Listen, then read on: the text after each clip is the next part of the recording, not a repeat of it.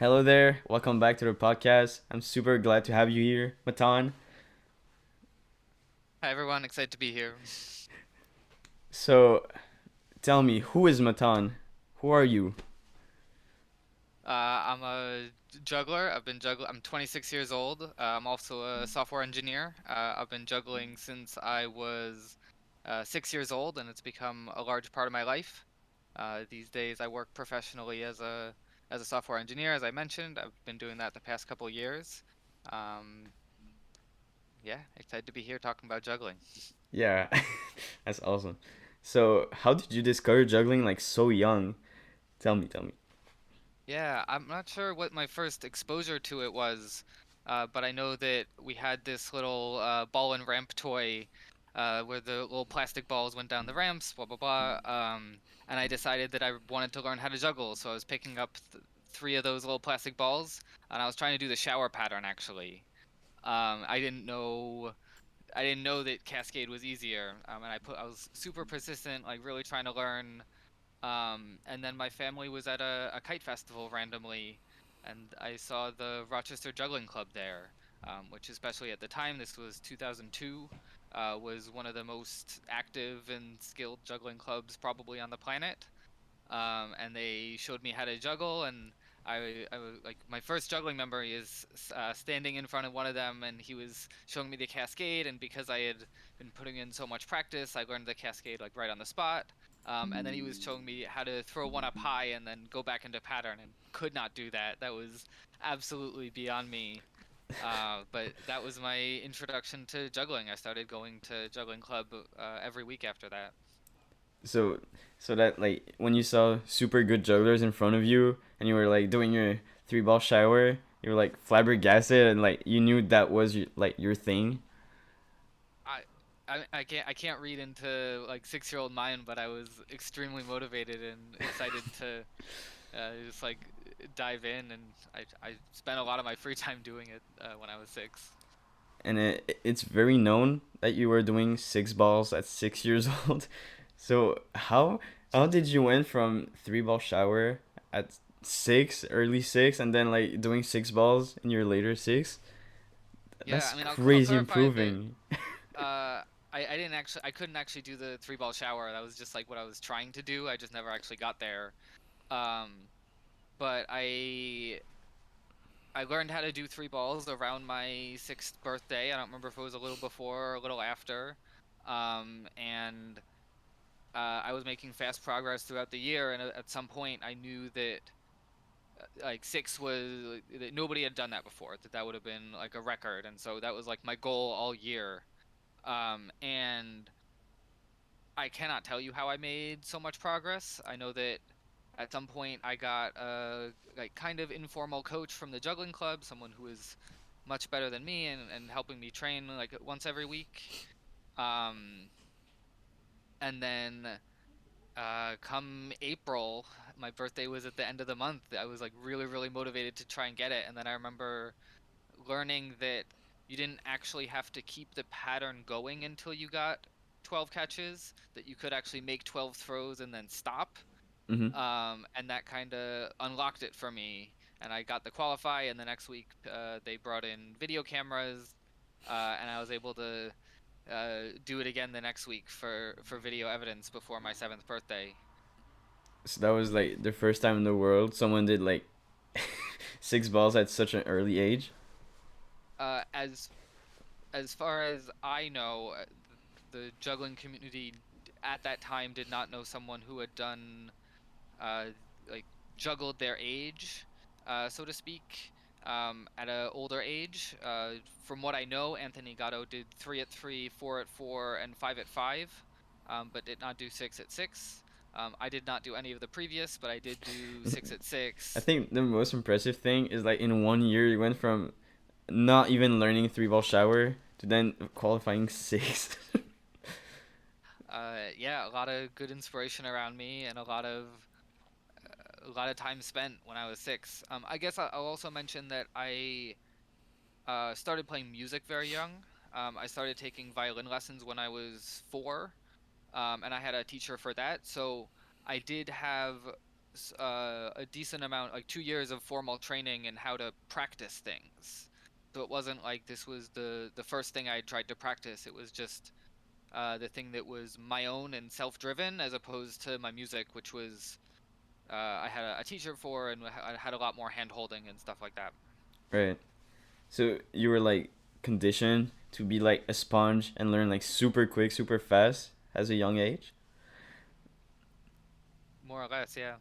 Yeah, that's crazy. And do you remember like which pattern was like your dream trick when you first started? Like you may have seen videos or like you said juggling in your clubs. If you saw like the king of the club, the one person who was like always on top doing crazy stuff. Do you remember like what pattern you remember having stars in your eyes and you'd be like, oh yeah, I want to learn that one.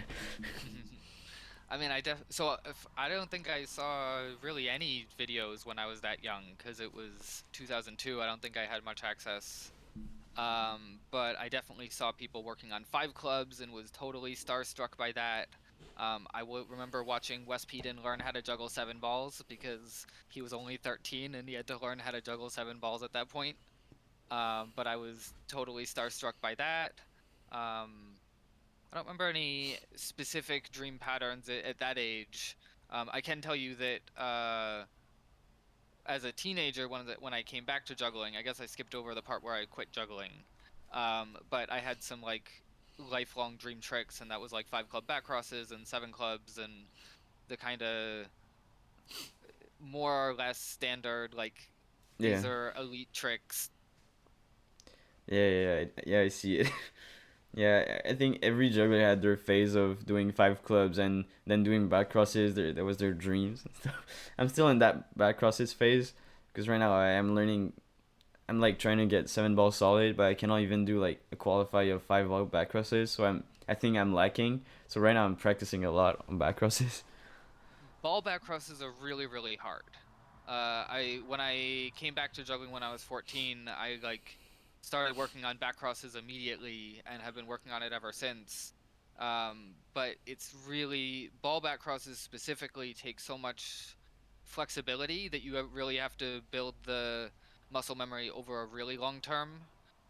Club back crosses are much more ergonomic and I would recommend them for more people, which is not to say that you shouldn't or can't work on ball back crosses, just that it's a really, really hard trick for a reason and not something you can like unlock or not something that any other juggling skill will just like allow you to do back cross. Right. Yeah, but I try right now. I'm like trying so hard to progress with clubs because I've been like skipping my club phase. I was always like, nah, I'm not touching these devil sticks. Nah, I'm not touching this. So then, then I actually try to pick some because I had like it's not because I didn't have some. I did bought like I received clubs from at my birthday. They were like the like plastic Amazon clubs, the yellow ones everyone started with. And I don't know, I since I've been juggling for like 2 years and I got them like after the six first month and I was still doing like Mills Mess and stuff. So then I tried to do Mills Mess with clubs and notice how like crazy harder it was. Wow, what a trick to try and transfer over. Like, Right. Yeah, no, that was crazy. Like, I was when I first started, I was like so hyped to start juggling with clubs that I had bottles. So I learned to do cascade with bottles, oh and wow. and right now, since I just have those three plastic clubs, I qualified five with knives like these. No way. Since I don't have five clubs, I qualified knives, because since why not? But right now, I'm really thinking about touching clubs. And yeah, I was saying I got lost there. Uh, right now, I'm trying to do back crosses with three clubs. And it's considerably harder for some reason. Three ball back crosses got solid like pretty quickly, but right now the three clubs back crosses. Oh, like I'm doing some exercise like two balls in one club, like switching back and forth. Back crosses left and right with the two balls.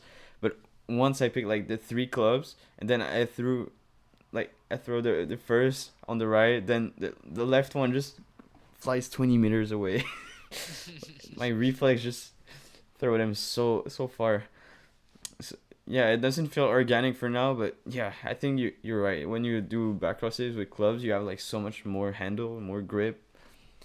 I think the only thing you Yeah. should consider is like the spin, the rotation, because you don't want to catch it on the bottle part. I don't know how you call it, the bulb.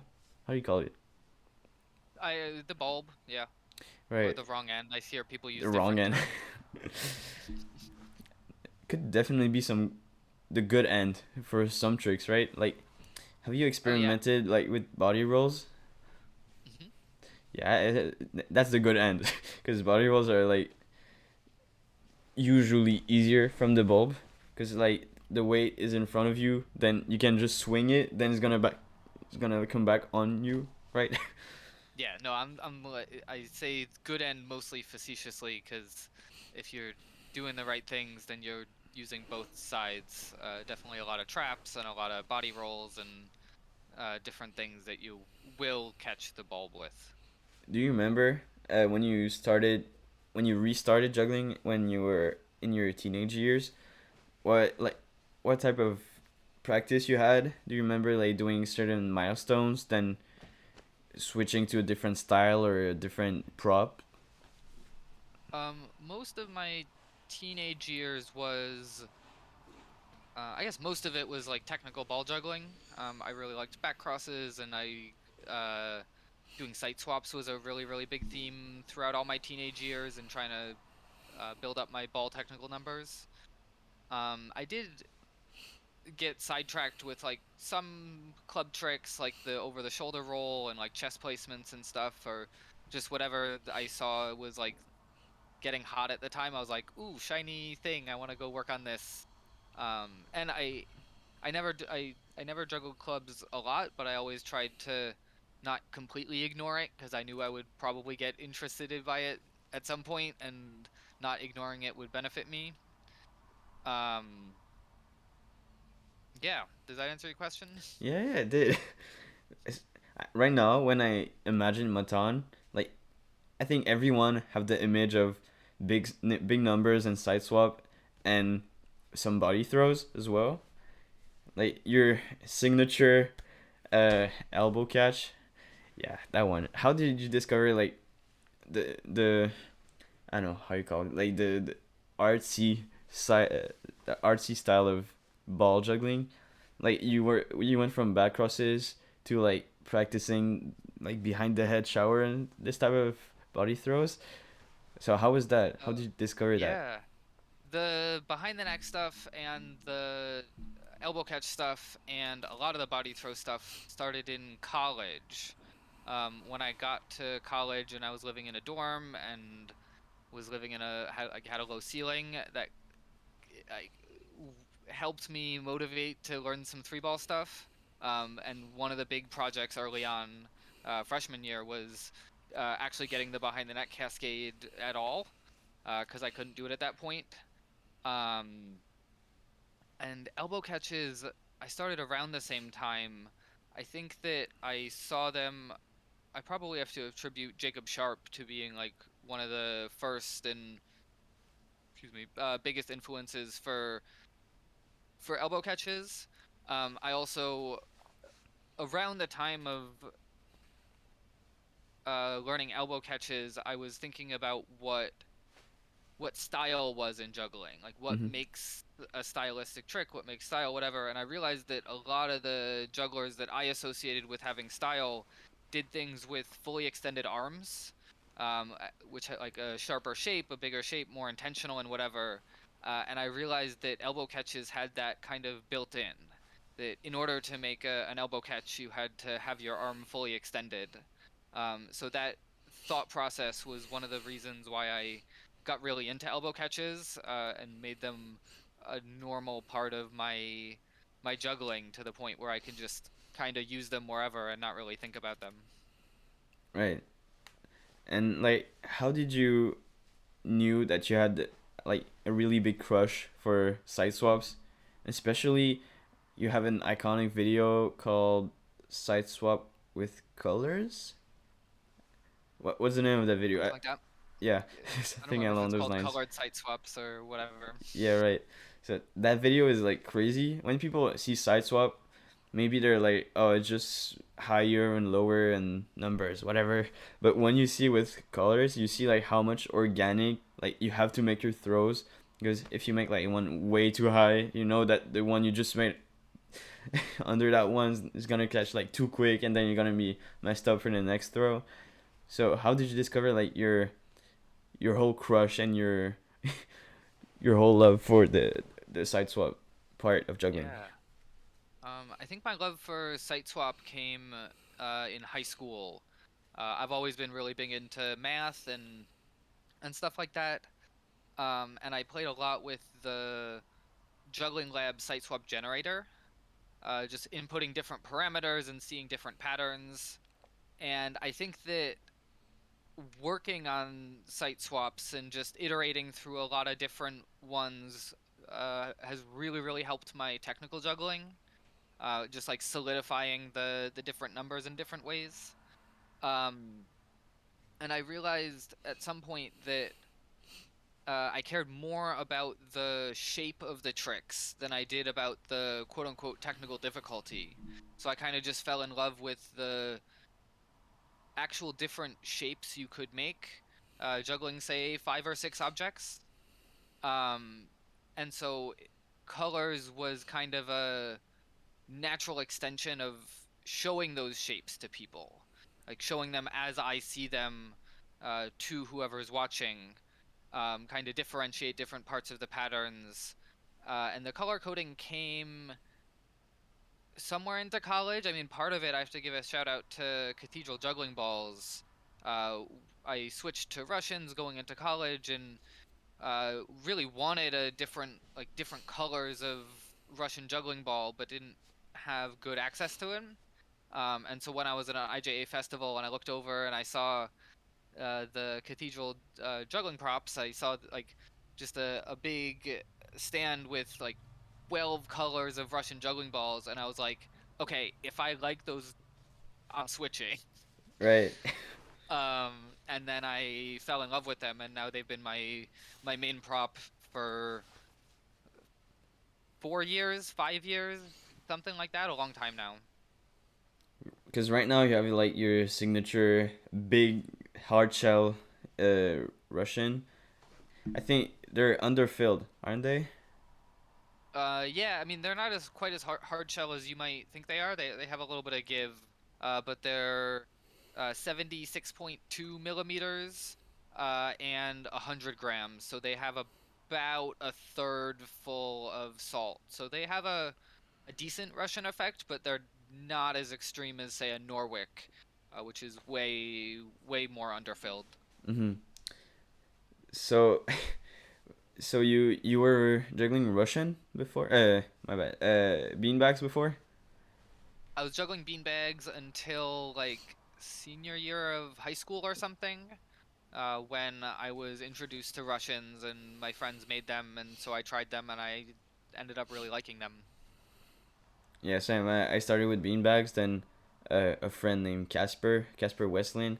Hmm. We were talking about in the Discord server for juggling that I'm in. We were talking about like which balls is the best for you, and like I remember Mike Moore did a sheet like saying which one does whatever effect and which one you should pick with what's your style of juggling and stuff. And then I noticed that a lot of my style of juggling right now is Temoto, how they call it. Hmm. And I noticed that everyone except like Casper, pretty much. Oh, and KM as well. He's are juggling with beanbags, but Casper, KM, and I can I cannot think about. They were juggling with Russians, and I thought like the visual effect. They're like so like perfect. You know the beanbags get out like squishy and stuff, but like I love to see those swaps with like those really cool like visually you know they seem full. Is that a correct word? Yeah, They seem absolutely. like full. They're yeah, They give the impression of a stage ball right. where they like really retain their visual sphere. And depending on the beanbag, it does mostly or mostly not, Right. depending on how underfilled it is, really. Right. So thank you, Casper, because now I have a huge crush for Russians. I think I started with like every beanbag start is like the fake leather ones. Mm-hmm. Yeah, I think they were 100% filled. Like you cannot even squish them. It's not like Mike Moore type of beanbags because Mike Moore is like Right. almost half filled, something like that. But like the ones I had were just like big and heavy. Like right now, if I'm juggling like those ones, they feel like way heavier than my like same as you like 1/3 filled Russians. Yeah. They're so light and so like I don't know. I feel like the Russian feel the like the sand or whatever. I think mine is the bird food, the bird seed. Mm-hmm. Right, like you can literally feel it. Like I don't know. Do you know what I mean? Especially with like hand Yeah, bounce. it kind of floats. Yeah, Oh yeah, exactly. and for stalls, it's a big deal. And then it just stalls there. So hand bounce and all the swaps, like I feel like big like field balls like stage ball have like better catching effects than beanbags because sometimes I lack the catching side with beanbags and not even the skilled side. Mm, Like let's say I do hit a trick, but then it's just like because of the beanbag, like how it's made, like it's just gonna slip out of my hand because not the best grip like Russians. sure. So those were all like my my reason why I switched to Russians. Mm-hmm. So does that speaks to you? Does that those effect seems better with you? Yeah, I mean, for me, I think that I prefer how high number site swaps look with Russians because they have a little bit more visual stall, so I think it shows the shape a little bit better. I love them for neck throws because they will glance off my neck. And collisions are a much less big of a deal with Russians than beanbags because only a part of the actual mass is colliding. And that's actually true for high number stuff as well. Like little tiny collisions might not mess you up, where with beanbags, if there's any little tiny collision, you are absolutely done. Um, and then I love them for stalls as well. Elbow catches are so much easier with the Russians. Yeah. Yeah. So you've been like really experimenting with high numbers. Could you tell how you improved in that since you restarted juggling after you did the six balls when you were much younger? Yeah. I think the best way to improve with numbers is slowly over a long period of time. Um, and really working on the fundamentals. I put a lot of effort into making sure I juggle with good technique and really ironing out the small little inefficiencies in my pattern. Because as you get up into 5, 6, 7, like and 8 and 9, uh, those small things make a bigger and bigger of a difference.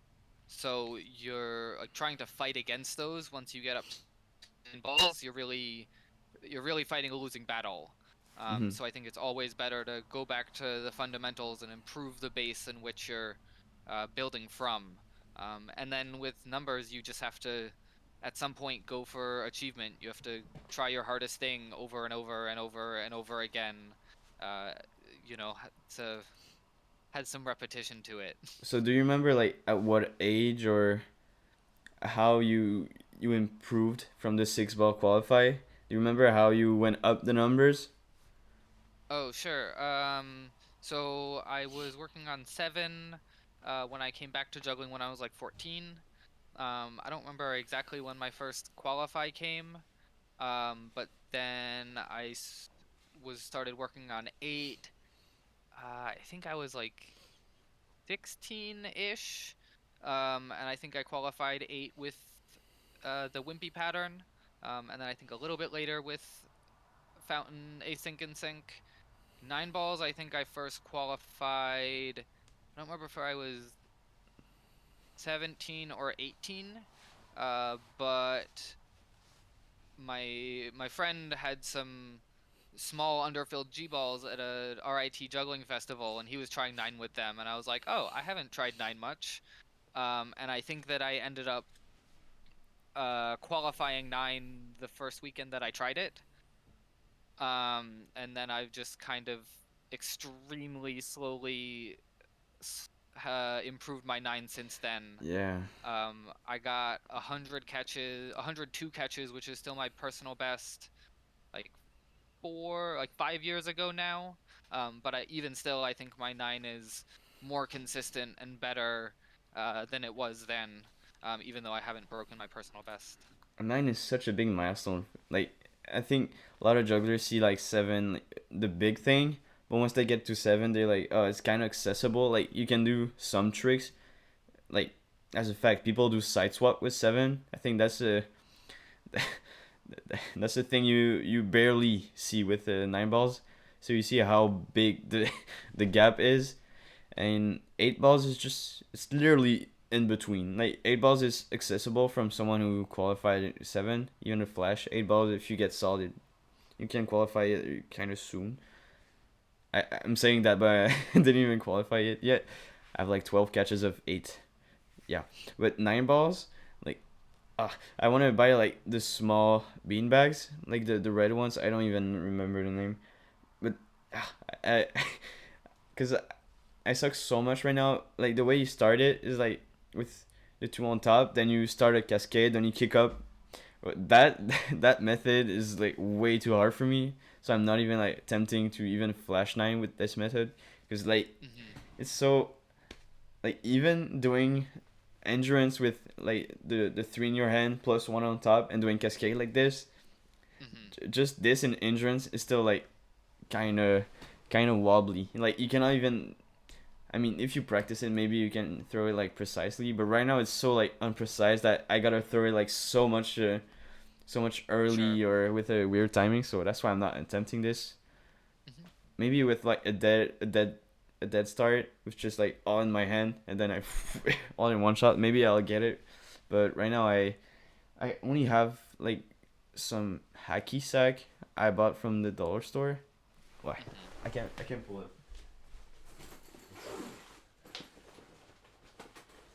Yeah. So this really small, Oh, that doesn't look terrible. like they cost like $1 each. That's cool. So I bought like the entire the entire like stock they had.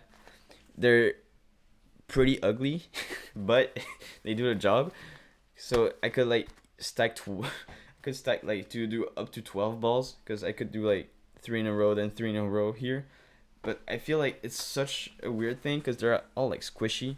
Like, I feel like it's such a wobbly start because they're all like squeezing to each other. Then like sometimes like it releases 2 balls at the same time and stuff. So that's why Yeah, that release 9 is ball is finicky. really far from me right now.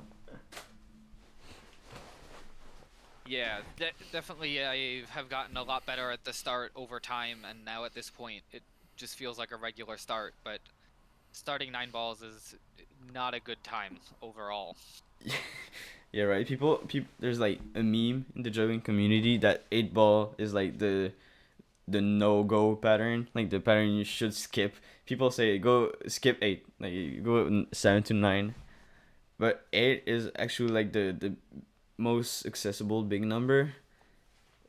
Personally, I think because 7 is like pretty much every like intermediate juggler at least flashed it or qualified it 7, but like the step between qualifying 7 and qualifying 8, like there's a huge gap. So even, I think, okay, from qualifying 8 to 9, it's like even bigger gaps. So I think you should go directly to 8 if you do 7. I think I disagree. I think the step from 8 up to 9 is a little bit smaller than the step from 7 to 8.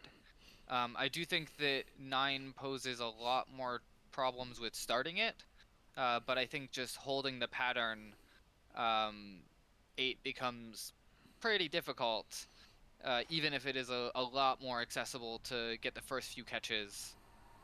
Yeah, right. Yeah, cuz oh yeah, the the pattern gets like way more narrow the more you go.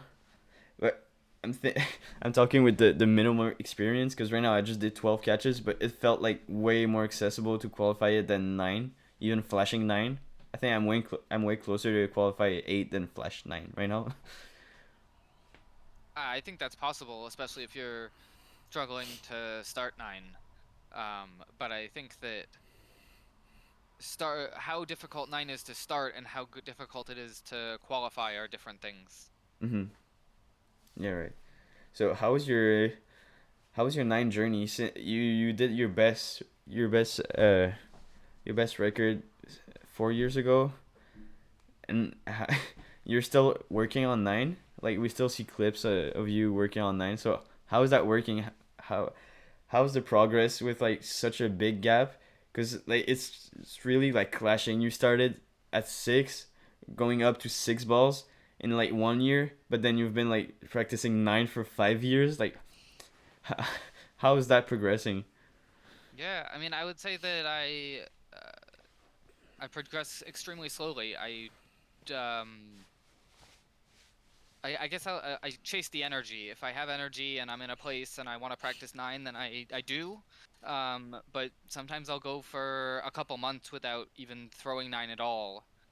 Um, and I guess the way I keep myself motivated long term at all is by doing different styles of juggling and picking up things that I'm a beginner with and can learn a lot faster. Just to, yeah, give myself energy to go back to the bigger, longer term goal of improving my 9 balls. Yeah, right. So, yeah, I saw a bunch of clips of you doing a bunch of different things. Like I saw a clip of you doing inverted box. So that's something like completely new to you. So how's the moto going from the inverted box? I love box stuff.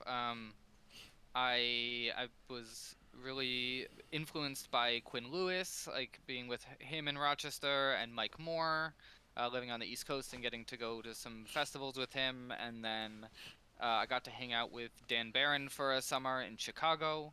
I consider all of them to be box legends. Yeah, Um, nothing less than that. Box legends. Yeah, right. Nothing less. And so I learned just a ton of box stuff from them over time.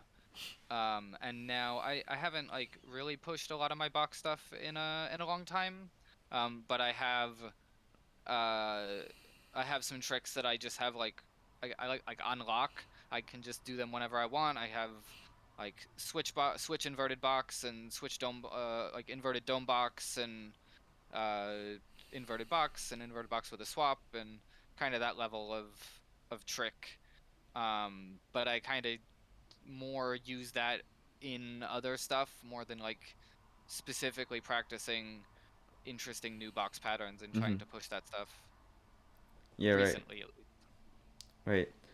So I'm gonna change some. I'm gonna change subject there. How's juggling during COVID? How was it with you? Yeah. Because So I like during COVID, I started juggling, and then I saw you posting content and doing live on Twitch and stuff. So I was captivated. Like I was starting to see like the potential of my juggling. I was starting to do numbers, and then I see you doing your live streams and almost not dropping, doing crazy numbers. So you really inspire me during that time. So how was it on your side? yeah, well, I'm really glad to hear that the content was inspirational. That's really great. Um, I juggling. I've worked really hard to make sure that juggling is a an outlet for me, more than a stressor on like I have to achieve X, Y, or Z. Um, so like having juggling as an outlet was really great during COVID. And then I definitely also used the internet and social media stuff as an outlet as well. So being able to live stream and having like social interaction through that and like connecting outward during a time of isolation was all really positive. And I mean, my practice is always in ebb and flows, but during COVID, I definitely went through some more periods of like really having energy to go train and like stuff like that. So similar ebb and flow like throughout the rest of my life, but the pandemic definitely, I don't know about, I mean, I don't know what my juggling would have been like without a pandemic, but I definitely went through some times of more juggling Mhm. because of the pandemic. Right. Yeah, I think it's a thing because since the pandemic, like everyone was just at home, and then they were on computer, then saw like a lot of videos because people were filming videos. I remember what was the name of the COVID, that was the name of the video. Remember, with all the jugglers, and they did a, I don't know, the quarantine collab. I don't know how they called it, a COVID, right? Like the three ball one? Yes, yeah, yeah. Yeah, I love that video. I think a lot of jugglers like found inspiration with other work since they like started posting a lot more. And yeah, that's how I discovered you and like a bunch of content creators. Same as Taylor, Glenn. Yeah, I discovered Taylor that way. And yeah, I think that was a cool move from you to start doing like the live streams and posting stuff on your social medias, especially during quarantine. Because I think like that, maybe not a lot, but I think that discovered like like made you like discover from a broader audience, like the new jugglers, because there's a lot of new jugglers that started during quarantine, such as me. I think you got some public from there that got inspired by your stuff. So I think you can think about yourself that you inspired some jugglers to pursue the technical juggling pattern way. I think that's a cool thing. Yeah. Yeah, definitely. I mean, I get a few things out of like posting online. One of them, and I think honestly the main reason I post is I love having a record of my juggling over time. Um, I don't care so much about the video I recorded last week or 2 months ago, but the video I recorded 5 years ago and now have, like, amazing. It's an awesome like record. Um, and then I know the like the position of privilege I had to have so much access to juggling so early. Um, as well as putting in time and getting good. So I really like showing people what's possible with juggling. And it's always great to hear when that inspires me, because I know whenever someone posts juggling online that I did not know was possible or had not seen before, I'm like, amazing. I'm way better off like knowing that this exists, knowing that this is possible. So yeah, it's nice to when I hear that I can do that for others. Yeah. And merging that fact with what you said before, that you keep juggling and having motivation because you're trying something that you never saw before and something you're not good at, I think that merged like perfectly together. Like it's the same for me. Like I started to see like a bunch of really cool like organic body rolls with clubs and all those fun stuff. So that's what inspired me to pick up clubs again, more than just like doing, I don't know, because I remember I was trying to do like the classic tricks I was capable of doing with three balls. So I was doing like, I remember like when I started juggling clubs, my biggest like three ball trick was the 3 out 360. So then I thought it would be a good idea to try with three clubs, and around 38 head bunk with clubs later, I noticed that it was harder. It was way harder. So yeah, but that made me like, because at that time I thought I was comfortable. I was like, oh yeah, I'm it. I'm a good three ball juggler. I did the 3 of 360. No one could beat me now. And then I got really humble real quick with clubs, and that like inspired me to learn more. Cause yeah, I learned three balls like a lot. Cause I saw a bunch of tutorials. I learned Mills Mess and all the columns and all those fun like starting three ball tricks, and I got like super hyped because I was like, just like once I finished Mills Mess, I was, okay, next one, next one, next one, next one. and then I got like humbled with clubs like real quick.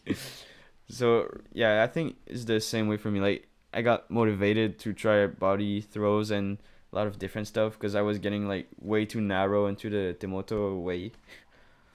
So yeah, that keeps me for juggling from time to time, just trying new stuff. That's awesome. Yeah. Yeah, So the getting humbled is so important. I love when I look at something and I think it's really easy, and then I try it, and then I get completely humbled. I had a big moment of that with balancing and juggling.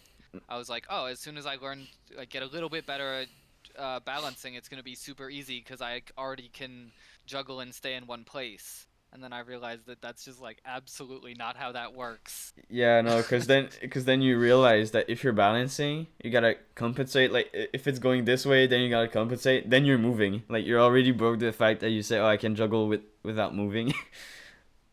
Yeah, so I can now juggle three with a balance pretty decent, but that did not at all translate to like four or five like I thought it would. I mean, I could do it. I would just have to work at it like anyone else. Yeah, right. So I remember, like, I saw your trick of the month video right after. Cause fun fact, I discovered you first from Twitch, and the newest thing you posted at that time, and then I noticed you did some more. I remember like one night I just closed the live stream. You ended a live stream, and then I went to see what you did else, and then I discovered like the side swap video and your trick of the month. So how's the video creating process with you? How do you like doing videos? Yeah, I love when I do it. I've uh, uh, I really enjoy the process of coming up with tricks and putting it on, like making a video out of it and uh, getting the end result. I have really struggled to do that over the past couple years. I had like one moment during the pandemic where I managed to post a YouTube video every week. I had like a 6 or 7 week streak or something like that. Mm-hmm. Um, but I would say I've just been like, I guess creatively blocked is not quite the right word, but just I'm not convinced that I have anything good enough and coherent enough to put into a video, and so that stops me from doing it at all. Mm-hmm. Um, but yeah, it's always something I want to do more of, and just really, really easy not to, I guess is the way I would describe it. Yeah. So how's like the actual performing? Like there's some videos of you performing in front of people and you're like really solid and doing like all those crazy tricks.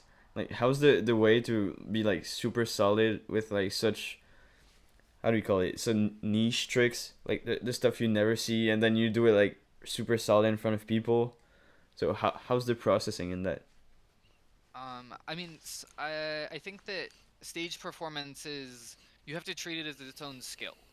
So when I started performing on stage, I I got the feedback that I like literally hid behind my juggling. I kind of just stood there and did some juggling, um, which got super awkward when I dropped, and then like, oh, I have nothing to hide behind. And then just like slowly over time, I learned how to like be a person on stage and move around the Mm-hmm. stage, and um, just by having the repetition of performing in front of people was how I did that. And then um, as for like the tricks I put on stage, I do the. I mean, I guess I always put tricks that I are probably a little bit harder than I should on stage because I am generally performing for not a lot of money or no money, and so I'm like, all right, I'm gonna do what's fun for me more than like what I think I can get perfectly. Um, but I found that I drop less when I'm more familiar with what I'm gonna do on stage. So the first time I perform a routine, I'm pretty likely to drop a bunch of times. But if I've performed that routine 5 or 10 times, I'm just a lot more comfortable with what's coming up next and the Mm-hmm. timing of everything, and I can focus more on just executing the tricks. Um, yeah, I don't have the best track record of like dropless routines or super professional warm-ups or choreography or anything. I kind of just yeah, get on stage and do my best. But what's crazy with like that level of juggling is like even if you drop, you're like super close to hitting like one crazy trick that it's even impressive. Like when you're watching like the Anthony Gatto like full practice videos and all that crazy type of stuff, like even if he's not like landing perfectly the trick he's trying, I think it's a show as itself. Like let's say you're doing like a classic a basic choreography. Let's say you do like the Mills mess and then like the columns. If you fail that, I think like the public is gonna be like, oof, like, do you see what I mean? Like, let's say you fail like the first part of your act and then you go up to 8 balls. I don't know. Even if you do like 10 catches and you're supposed to do 30, like the public is still gonna be like super amazed and stuff. Like I think it's kind of a double-sided knife, right? I think that is that the expression double-sided knife. I don't Uh, know. Double-edged sword. Yeah, probably that. Yeah, I think the fact that you're doing super hard trick, yeah, it's most likely to not be landed like the way you want it to, but I think it still have like the showman aspect to it. I I have noticed that um I get away with dropping on stage more than other people, I think. And I think that that's in part because of the number of tricks I'm doing on stage. And I do think part of it is because of how hard I like what I'm trying is. I've dropped 9 balls on stage a lot of times, uh, a lot more than I've done it successfully, I would say. Um, but I've never had someone be like, "That looks like it's too hard for you to be performing." They're like, "You're doing 9 on stage?" Yeah, yeah. So I do think that like how much technical difficulty reads to a any audience, but especially a non-juggling audience, I think is a hot button question in the community. And I guess I would say that I think that people know hard stuff more than we give them credit for. Mm-hmm. Yeah, cause I I mean it's the juggler's choice, but some jugglers like restrain themselves. Like let's say I'm gonna do a show next week. Let's say then I build like a performance. I think I'll be the type to like not try like the craziest stuff because I am surely gonna drop. Let's say I try a okay right now like my five ball 3 up 360. I get like maybe 2 times out of 3 I landed it like correctly. But I think that's still like too risky for me to do on stage. But I think that's the issue because I'm scared like if I do a show, I'm scared that it's gonna be like boring. Because I think I'm just gonna do like the most what do you call it the most like achievable stuff that I could do for people. Yeah. I mean, I guess the thing I would say to that is that feeling doesn't just go away as you become a better juggler. I still have the like, oh, I have to fill the time. I have to make sure that I'm doing enough hard things often enough on stage in order to justify my presence here. Mm-hmm. And I definitely fall into just um, like this hyperactive, like I have to do more on stage. Whereas other people are way better at just like being a person on stage and Mm-hmm. taking the natural amount of time and doing those things. So, as I said, performing is a very different skill than juggling. So, getting to some level of juggling does not unlock the performance or anything like that. Mm-hmm. Or not being at a certain level doesn't preclude you from having good or great performances. Right. Yeah, that makes sense. Yeah. So, you mentioned beforehand that you work for the IJA. So, would you like to share about that? I think that's a interesting part that not a lot of people know, like the actual work that people do for IJA. Like people see the events and stuff, but they probably don't know what's going on backstage. So, could you tell us about that? Sure. So in 2017, at the IJA festival, I looked at Aaron Stevens, who I knew was doing social media and marketing at the time, and I was like, "Do y'all need help?" And I really thought that she was gonna be like, "Oh yeah, like appreciate the offer, like our team's got it, like we're good." Mm-hmm. But no, she jumped on it. There wasn't even really a social media marketing team. It was mostly her doing stuff. And so we kind of like cautiously were like, "Oh, does this work? Like, am I gonna be able to help in a way that's reasonable for me and like all this stuff?" But it worked out great, and I've been helping with social media marketing since then. The team has grown to, I think we have 6 people now, and I guess I would call myself the interim marketing director. Um, so the a lot of the work is sharing other people's juggling, kind of like uh, aggregating juggling for people. And our goal is to share diverse juggling from different places by different kinds of people and different styles of juggling, because juggling just is more diverse and amazing in more parts of the world and in different ways than most, if not all, people realize. So I think that um, the IJA works to like concretely celebrate that. And that's in addition to like the Tricks of the Month series and stuff like that, which I like do the thumbnail for, but I don't run directly. Um, and then in 2018, I joined the board of directors, and I served two-year terms on the board of directors.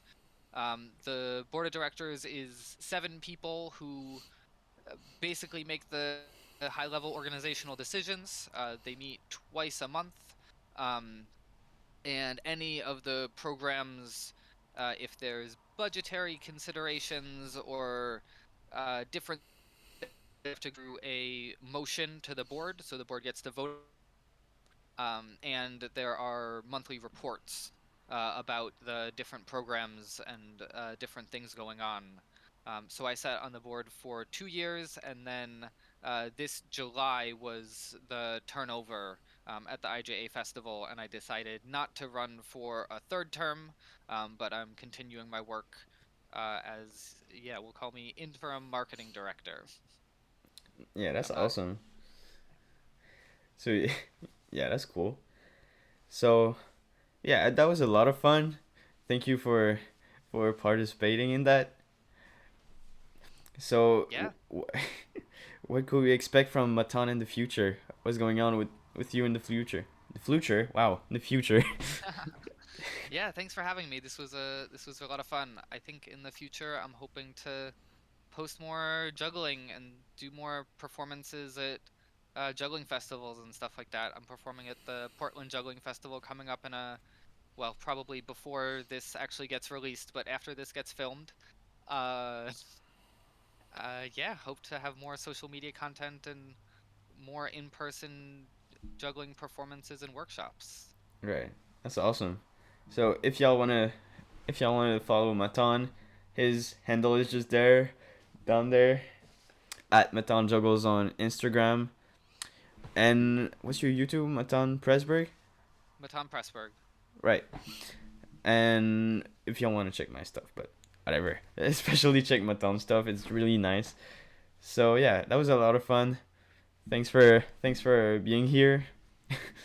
Thanks y'all for watching. Have fun juggling and have a good day. Have a good night. See ya.